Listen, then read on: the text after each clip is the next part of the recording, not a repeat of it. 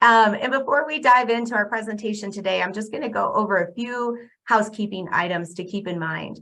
One, please make sure your mic is muted. There are many of us on this call today, so it's important to stay muted during the presentation. That said, we want to encourage questions, and we're definitely going to try to make space at the end. So please add your questions to the chat, and we'll do our best to answer a few at the end and or direct you to the right person so that you can get a response. You might also notice that we've turned on captioning for this meeting. Please take advantage of that if it is helpful. Also, there are 4 of us presenting today, so if you'd like to adjust your view of the meeting to the speaker view, you can do that up in the upper right-hand corner. Given that this is such a large audience, it might be easier to do that. We also would love for you to keep your video on, but again, because it's so large, that isn't absolutely necessary, but we will ask that you turn on your camera during the breakout sessions. Yes, I did say breakout sessions, and so I know many of you said to yourself, oh, I'm not staying for that. Please, please stay. Our goal is really to make those productive and collaborative and create space for you to learn from each other. Plus, you don't want to be the one who leaves someone all alone in a breakout room, do you? All right, so I think that's it for the announcements. Anything else from my co-host here? But we're going to go ahead and get started. Let's get to the good stuff. I am joined today by 3 outstanding women who really know, just lost all my notes, who really know their stuff. And NextFifty Initiative is excited to bring their expertise in fundraising, capacity building, advocacy, and reframing work to you. So please join me in welcoming Jodi Waterhouse, Cindy Morris, and Janine Vanderburg. Please give a wave, ladies. They'll introduce themselves a bit more shortly, but for now, I'll kick us off. Amy, go ahead, next slide. So my role in this is really just to set the stage and answer the why question. Why are we all here? So let's start with this. Did you all know that less than 1% of grants from major funders go to aging-related issues? I mean, of course you do, right? You may not have known the specific stat, but I'm sort of preaching to the choir here. Your options are limited when you search for funding. So next slide, Amy. First, let's look a little bit at what happened. You know, what's the what and the why behind all of this?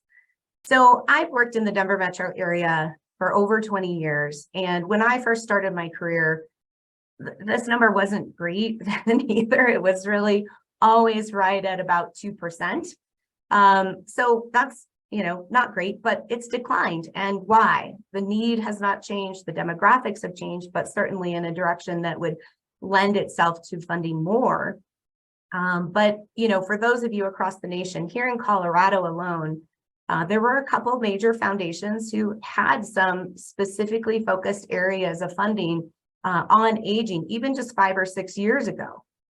So obviously things have changed, but why? I mean, what happened? And honestly, without being part of those discussions within those organizations, it's really hard to say.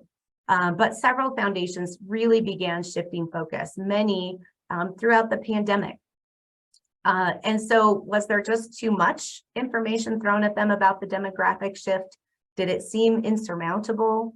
Are there assumptions that government funding would keep pace with that demographic shift? We're really not sure about the why, but we do want to talk about what we can do about it. And at NextFifty Initiative, for me personally, and I think for many of us here, we've started to take this statistic kind of personally, this 1% of funding, and we'd love to affect some change, if at all possible. So what realistically can we do? One, oh, not yet, Amy, sorry. There are a couple of ways that we can take aim at this problem. One, we can and are convening other funders in the aging space to see what collective impact we might have, either to pool funding and or leverage funding for greater impact, as well as how might we be able to, as a group of funders in this space, rally some attention around this and get other foundations to give a bit more attention to aging specifically. And secondly, we can provide some support to you all.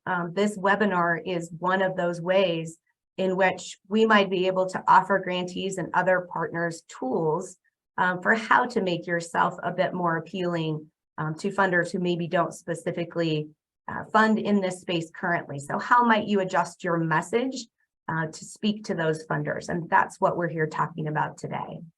Next slide, Amy. We can also work on how to reframe aging for philanthropy. And Janine will talk a little bit about this as well. But if we look at some of the things that we've probably all heard from other funders about why not aging, a couple of things don't really stand out to me. One, we just don't focus on aging. And two, there's no way we can have an impact. The need is just way too great. So for that first one, they might be right that their main focus is not specifically or solely on aging, but odds are they could have some impact on aging related issues by the very virtue of the things that they fund. If you look at some of the top priority areas for large funders, you see a lot of things come up: equity, housing, health, youth and families, poverty, homelessness, the list goes on and on. And I'm not sure what you think, but if you look at any of these and dig just a bit deeper, you see aging. So there are plenty of equity issues associated with aging, especially as it relates to older adults with intersectional identities and access to healthcare, housing, or adequate housing. Youth and families is your focus. Well, there are lots of multi-generational households out there where helping one individual within that household helps the entire house. And poverty. I was digging around on NCOA's website and found that data from the latest census shows that Americans aged 65 and older were the only group to experience an increase in poverty since the last census. And nearly 6 million older adults live below the poverty line. When you consider the impact on aging there's just too much need, there's no way. It doesn't require shifting focus or shifting perspective. It doesn't have to be a complete change in existing strategies. It's merely looking at how to create space for and acknowledge that issues impacting older adults are really impacting everybody. It might just be a quick look at who and what is currently funded to find that there are aging related programs already within those portfolios at other foundations. So would it be possible to create a bit more space by being a bit more intentional about it? As for the need and feeling the demographics are just overwhelming and insurmountable, I would ask if we're thinking short-term or if we're thinking long-term. As funders, we have to think beyond today and the current generation of older adults. There are opportunities to fund in aging that would have an intergenerational and multi-generational impact. Changes now and efforts on funding now can impact generations to come. And honestly, the aging of America is only part of the story. It just isn't about the demographics of those growing older. It's about the slowing of the birth rate as well. We have to have a collective impact, to address what our nation is facing in terms of a decreasing workforce and overall older population. And as I would say, we shouldn't just focus on the need. There aren't only needs to address when it comes to older adults. There are opportunities and strengths as well. And we should focus some energy on things that create space for older adults to continue contributing to our society, things that lift them up, such as issues related to workforce, volunteerism, peer supports, and so many others. Next slide. So how can you influence philanthropy? Well, you're going to hear a lot about that from my partners in crime here today. But how can you help with this message to other funders? One, find the overlap and carve your path. Look at their priorities. Is there an opportunity to have an intergenerational impact with your services if they have a youth focus? Is there an opportunity to highlight how older adults are focused within one of their focus areas, especially related to equity? Build partnerships. Look at who and what they fund. Are these organizations in your network that might be good to establish a partnership with that serves the needs of both organizations? Explore opportunities to leverage other funds. Did you just get a government grant that private support might help expand impact on? And think about impact, not just for today, but what are you doing today that can have an impact beyond the current generation of older adults and just beyond the generation of older adults, period. And finally, please utilize the tools and tips that you hear here today and keep us posted. What's working, what's not, and how can we continue to help you? Next slide. Hi, everybody. I'm Cindy Morris. I'm the Vice President of Development and Community Engagement at the American Society on Aging. So while I, of course, want to advocate for increased funding in aging, I do so for two reasons. One, because we are leaders in thought leadership around aging, and two, because we need funding. So I sit in your shoes as well quite often. So if we could flip to the next slide. One of the things that we wanted to do today is kind of look at how we are thinking about funding in general and recognizing the opportunities that exist in various sectors of funding sources. So often, so many of us come at our funding and development goals by just thinking about grants or just thinking about one of these revenue sources. But especially as we are entering into the economy that we are looking at presently, it is more and more important to remember how important it is to think about diversifying your funding sources. I usually suggest that you look at 3 big chunks and then one that kind of fits a lot of other things. So, of course, you have grants. That's a piece that so many of us look at consistently. But there's also an opportunity to think about those corporate funders and those and our own individual donors, and growing those, not necessarily decreasing your reliance on any one, but balancing out your reliance on all of them. And then you have the 4th bucket, which includes things like your events or endowments or fee for service, whatever may fit your own kind of unique situation. As you think about that, I want you to think about how you are doing this and why you are doing this. So the number one, as I talked about at the very beginning, is we are entering an economy that is going to become more full of risks than ever before. So we have lived through this before. If you have been in the development space for a little while at this point, we have all gone through this. There are peaks and valleys. But you need to understand this will allow you to mediate your risks and give you that flexibility so that as one funding source will decrease, you are safe and secure in your others. It also allows you to think about and how to engage with new donors and investors in what you are doing. So often when we become reliant on any one of these 4 buckets, we are leaving others out of the conversation. And those, as they enter the conversation, bring new perspectives that are going to revitalize our work. It allows us to deepen relationships with other funders. I today was messaging with someone who said, look, I don't really have this money to give you. And I said, I hear you. Who else should I be talking to? Right?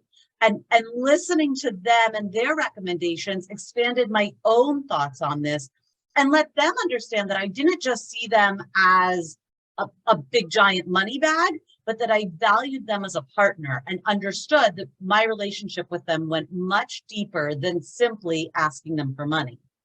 And then, of course, this also ensures that we achieve our mission. I always give the example that I used to be in training around this quite often, and I was training a organization that provided housing for animals.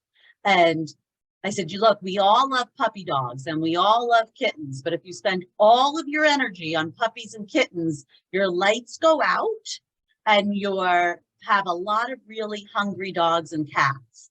The investment in your development process is what allows you to have your mission met.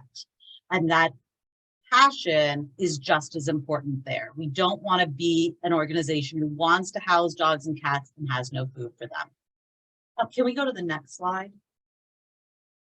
So as we think about our revenue sourcing, I want you to think about what your plan is in each of these three areas. For grants, you want to think about how to build a collaboration and a collaborative relationship, and you want to define your goals as they align to your mission. Too often we see that big bright money sign and we forget that if it doesn't actually align with our mission, we shouldn't take on that responsibility. Let somebody else who's going to do it better do that work. Under individual giving, we want to frame your work in long-term effects. Nobody wants to solve your problem that exists today if you're going to have a problem again in a month, 2 months, 6 months, 5 years, right? Individual donors want to feel as though their spend with you is going to solve a very long-term problem. And the big thing here is that we want to showcase the solutions, right?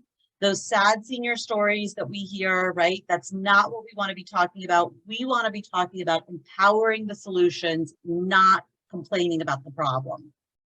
And then under corporate gifts and sponsors, we want to remember that here they have their own business case and their own mission.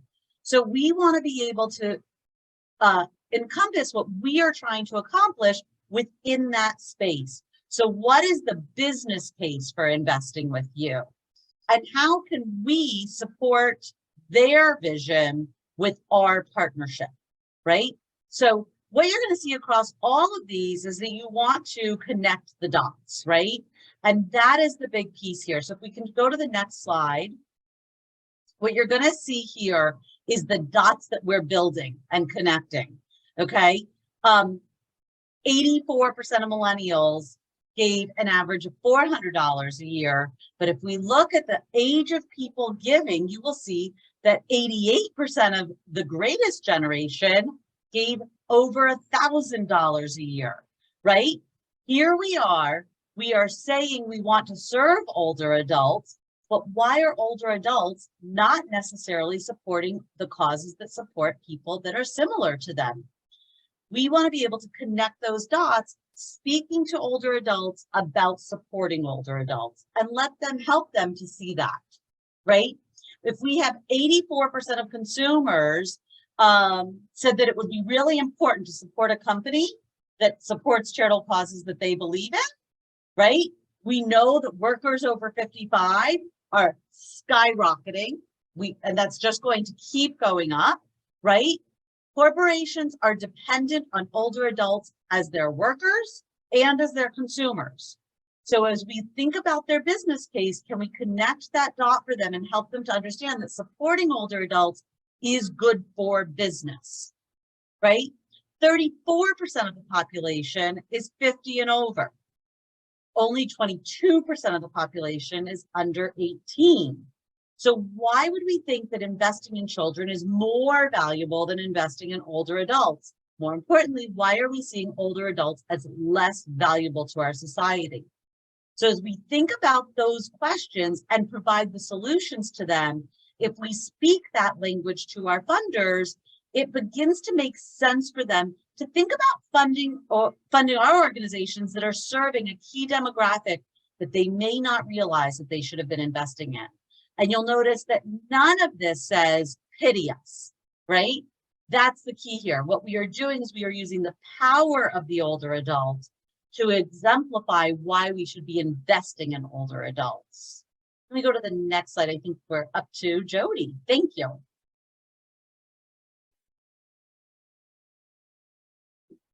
Hi, everyone. Great to be here and see so many people on this call. Thanks, Cindy, for the handoff. I'm going to take you on a slightly different ride that typically is not included in traditional advocacy. So I'm Jodi Waterhouse, Director of Outreach for the CU Anschutz Multidisciplinary Center on Aging. And for those of you that are not familiar with our campus, we are the only academic medical campus for the state of Colorado. as well as home of the only fellowship in geriatrics program for the state. Next slide, please. So knowing that, quite often looking at what our lane was or is for healthcare, and having the geriatrics fellowship program for the state, we can only train up to 4 geriatricians per year. And that's what we're mandated. And yet we need 300 geriatricians today in the state of Colorado, of which we only have 99. So when I say that I'm going to take you down a slightly different path, I want you to think much larger in your philanthropic thinking and strategy. How can your work potentially make systemic change and kind of get out of just a very narrow lane of which quite often, we all live in? You are all advocates for your work, and that voice needs to be elevated at a much larger scale. So advocacy philanthropy is becoming quite common because philanthropists are looking at how do they make a bigger systemic change rather than kind of creating these small little lanes of donations of which different organizations are competing for the funds. How can we come together as partners, so much to what Chandra and Cindy have both talked about, and add that 5th slice to the pie of Cindy's pie to potentially secure funding? Next slide, please. So just to give you an example, over the last 3 years through the Center on Aging, we have helped lead two bills that have successfully passed, knowing that we are in a lane of healthcare and that we can only train a very limited number of healthcare providers. The bill that we just had passed this particular session was one to build a geriatric training pipeline that would not only be housed on our campus, but would also include our peer higher ed institutions across the state. So when I talk about casting a much wider net, you need to think a little more strategically about how can we make broader systemic change by coming together. These higher ed institutions also have graduate level clinical training programs in a variety of different healthcare disciplines, some of which we don't have at the Anschutz Medical Campus. So if we need to make a dent in the dire shortage that we have, not only in the state of Colorado, but across the country in healthcare clinicians that can treat our older adults, then we need to cast a much broader net as far as training. So the bill that we got passed was to indeed set up this training program across the state and across higher ed institutions. So it speaks to the importance of that much broader outreach, that when we come together collaboratively and the partnerships which have been discussed already, I can't stress how important that is. We're all competing for funding, and that sometimes is not necessarily effective. Organizations like NextFifty only have so much money. And so how can we come together to have greater impact and greater funding? It's great to see so many funders who are taking an interest in advocacy, NextFifty being one of them, that are trying to educate themselves again about how can we make a very limited pool of money, the 1% that typically goes to aging, and have much broader impact. Next slide, please.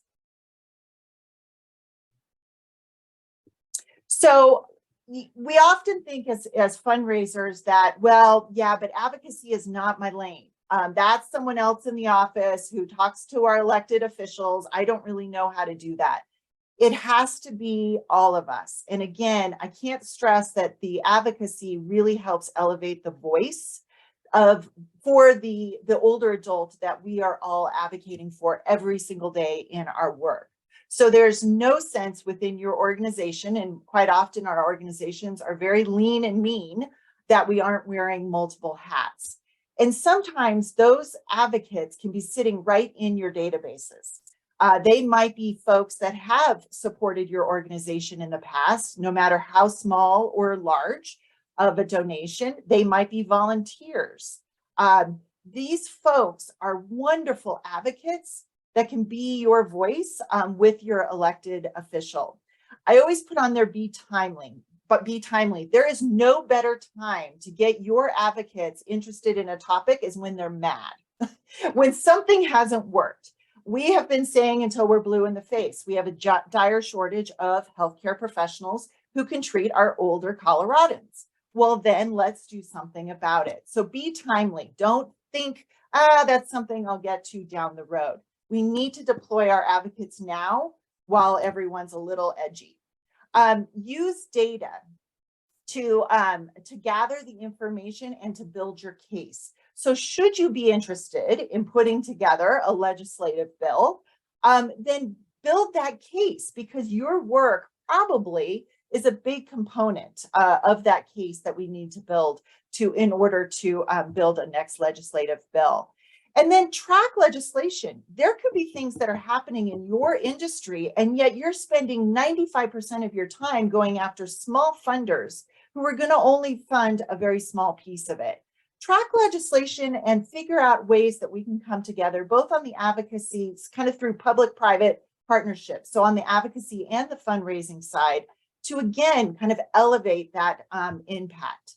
And don't be shy. By being involved with your elected officials, not only are you talking about the cause that your organization is involved with, but you're also right along with that educating our elected officials.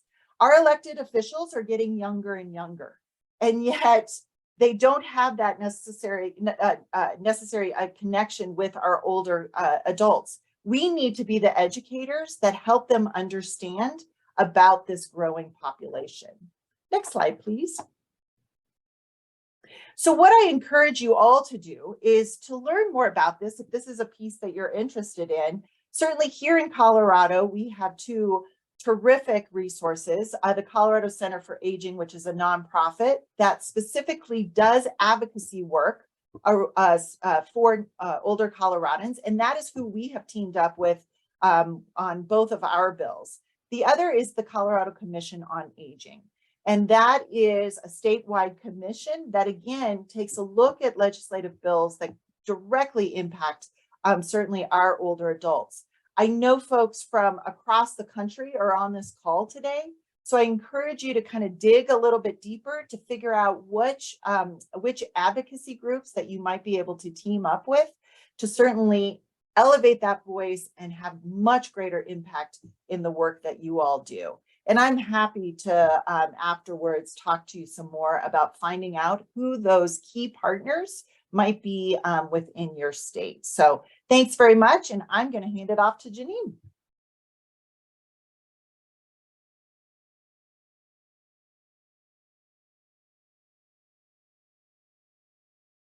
Hi, everybody. Thank you, Jodi. And let's go ahead to the next slide. We want to dig right in.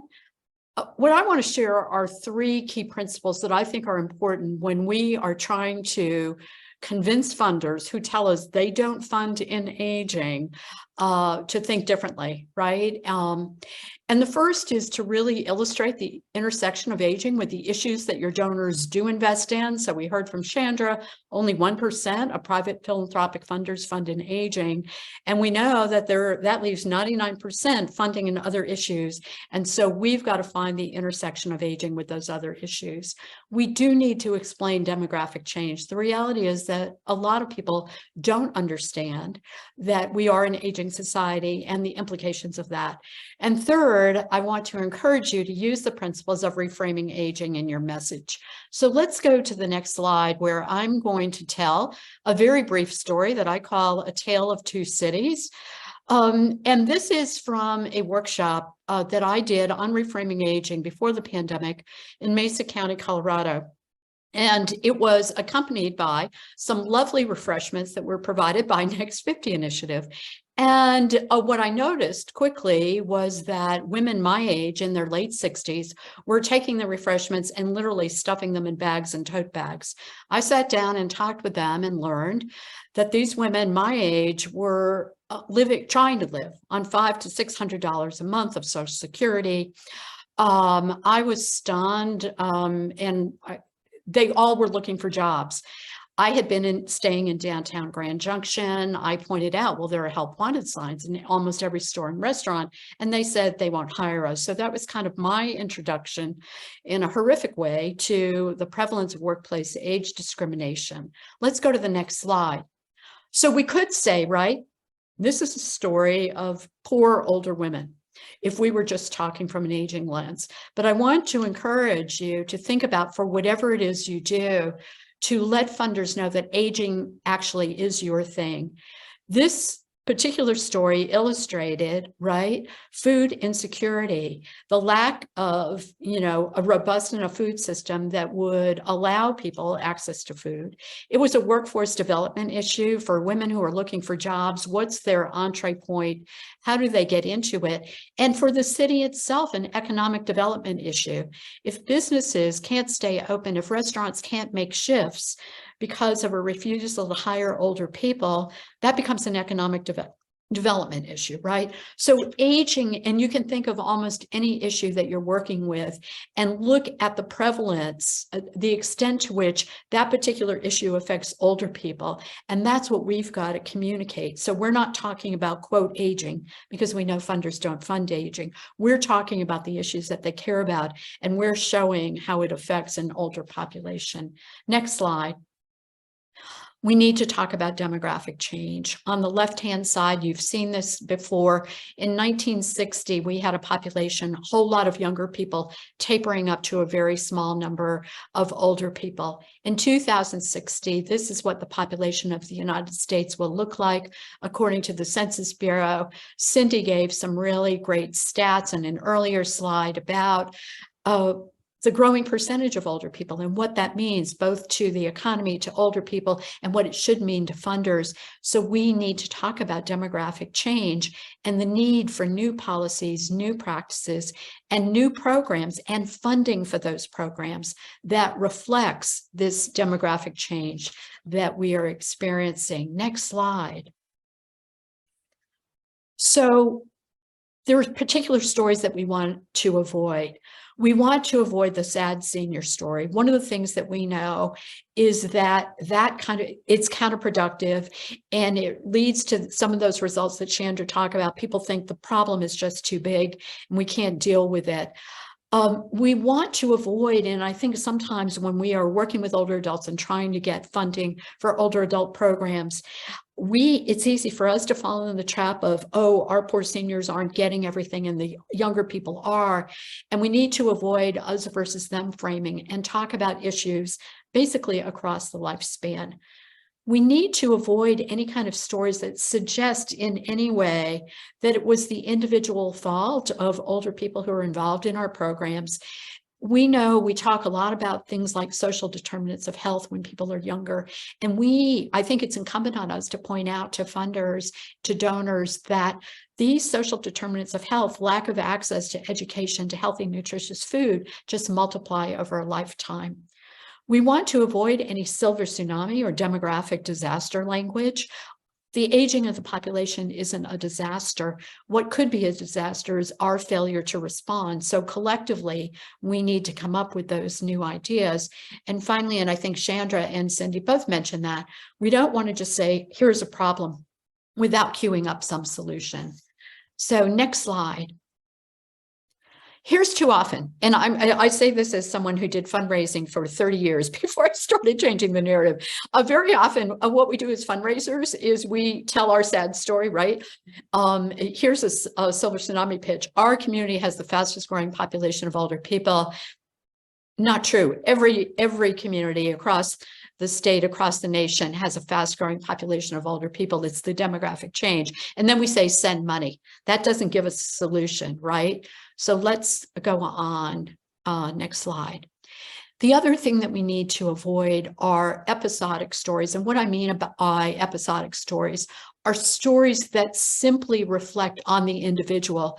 That group of women that I was talking about, a woman named Betty who called me during the pandemic and said she was being evicted, caretakers who weren't able to stay in the workforce when things shut down. I want you to think about it wasn't just caretakers of older adults, right? It was how many of us were in Zoom calls with younger children running around.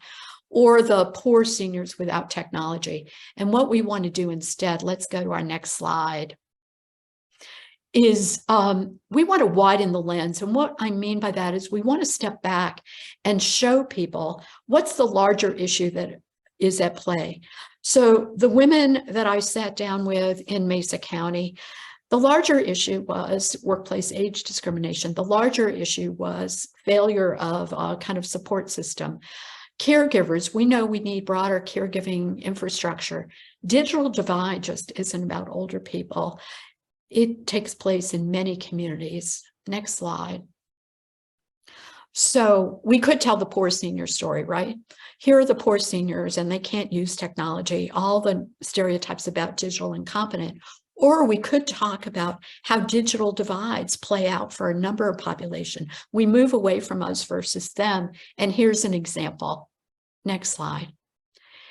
Instead of saying a story that I saw and I heard people say during the pandemic, with social distancing in place, vulnerable seniors without technology are lonely and isolated. That's a story, but it's not particularly effective and it doesn't have solutions. What we can do instead is talk about how in our communities, we care about opportunity for everybody. Because of digital divides, some people are having a harder time than others accessing healthcare, online services, and K-12 education. It's people of all ages who are experiencing digital divide. And then we need to close this digital divide by inserting whatever solution you provide, right? That's kind of a framework for telling a broader story. So now we're going to make it your turn. Let's go to the next slide. Chandra, are you going to explain the workshop? Do you want me to do that? Why don't you go ahead and Amy's going to share the Jamboard and I will share the link to it. Okay. So what we want to do right now, we're going to do a very brief, like about 10 minutes breakout room. There will be a small group in there. And what we want you to think about is one of these three options. How could you reframe a message? How could you make it away from older people and aging toward one of these three options to a foundation that is about access to food? If you provide access to nutritious food for people who are experiencing hardship, homelessness, or isolation, access to shelter. If you work in the area of housing or homelessness, transportation assistance. So take the same program and maybe just pick someone in your breakout room, have a discussion. Then we are going to ask you to put whatever ideas that you came up with on a Jamboard, and Amy's going to illustrate that in just a minute. But just go ahead, have a brief conversation, put your ideas, and put them on a Jamboard. So Amy, do you want to go ahead and show people how to use a sticky? Okay, so what you'll do on the left-hand side of the Jamboard, you'll see something that looks like a sticky note. Basically, you just click on it and you type in whatever your solution is. So Amy, type in that our food program serves people of all ages who are experiencing food insecurity. That wasn't a great, I'm not great at examples, but it gives you an idea of how the sticky note works, right?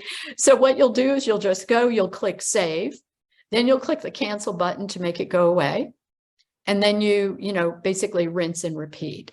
So what we're going to do right now, Amy is going to put you in breakout rooms. Please, please join the breakout room. It's an opportunity to meet other people as well in the NextFifty community. Go ahead, join the breakout room, have a brief conversation. You've got a small amount of time, 10 minutes. Amy will bring you back, and we hope to see those Jamboards fully populated. And I have shared the link to the Jamboard in the chat. So please click on that link before you leave, because that will go away when you get to your breakout. Click on that. We have included the instructions from Janine's last slide on what your sort of assignment is when you get into your breakout room. And then along the top there, you can navigate to different pages as Amy's doing right now. So if you have ideas for the access to food pitch, include them in the first 2 pages. If you have ideas about other aspects, you just keep scrolling through. So whatever your group sort of decides to kind of work on, you don't have to each come up with an idea, but maybe collectively decide, we want to work on this. Uh-oh, too many people are trying to view this. I don't know how to fix that. Does anybody else know how to fix that? What's the We matter? didn't have over 100 people testing this when we tested it. We did not have over 100 people testing this. That is true. All right. So when you get to your group, if you cannot, if you were one of the few that were lucky enough to access the Jamboard, fantastic. Please include information there. And if you were not, take some notes, talk about a little bit what you tried to do, what your message was, how you adjusted that message. And we'll come back in, as Janine said, about 10 minutes, maybe a little less than that now, and talk about some of those that kind of stand out. Sorry for that little tech snafu, but hopefully that makes sense. And if not, just keep note some other way, and we'll make sure that we get some share out when we get back. Thank you all. Well, hi, everyone. Welcome back. Thank you for those of you who stuck around for those breakout rooms. Hopefully, you were able to access the Jamboard. Apologies for sort of the technical difficulties there. As Cindy said, we hadn't really tested this with a bunch of people, but Janine swears she's done it with more. So we're going to have to investigate and figure out what happened, but our apologies for not getting access to all of that. But as you all were having your great discussions, we were kind of taking a look at what you were entering into the Jamboard. And there were a couple of things that I'm really excited, I think, that really stood out about how you could message things and reframe that, right? Just as we had talked about in our group. So one, with respect to food access, a nutritious meal provided at our congregate site ensures more individuals stay healthy in our community. So that is a way to take food and make it a much broader issue. Food deserts affect large communities throughout the US. Our food delivery service helps many people stay healthy through nutritious and delicious meals. So again, making it a broader issue than just about older adults getting access to food. And one from the transportation access, our transportation services help older adults be in their communities and alleviate caregivers, family members from having to leave work so that younger children and all may thrive. So I think that's a great reframe on why access to transportation is important. Also, public transportation benefits the entire workplace, the economy. Thus, we need to sustain these vital services for everyone. Absolutely, absolutely. And so then some housing. It looks like now we're getting some housing things up. There wasn't anything there before, but this housing project serves all people with mobility challenges or whatever vulnerability might have a focus, and workforce housing. We could partner with municipalities in workforce housing. So great examples from you all. I hope that it was helpful to be able to kind of talk that through and put this into real practice. When Cindy, Jodi, Janine, and I did this before, we were in person, and it made it a little easier than navigating a large group in this kind of setting. We also wanted to make space for some questions. And so if you have questions that you haven't added to the chat, please do so, and we can definitely get those. Just as a quick note, we will share the PowerPoint along with some other tools after this webinar. So be on the lookout for that.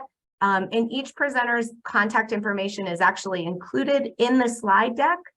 So please don't hesitate to reach out to the specific individual who might have touched on the topic that is meaningful to you, or that you have a question about. I have their permission for you all to reach out to them. And there's Amy sharing those slides. Rach, did we have any other sort of consistent questions that came up? Sorry. No, not really any that I have seen so far. Just a lot of thank yous. All right. Well, we hope that this was beneficial to you and your organization. And as we always do, we'll send out a survey about this webinar and get your thoughts. We are working now on putting together kind of our convening plan for 2023. This is just the first of what we hope to be a few.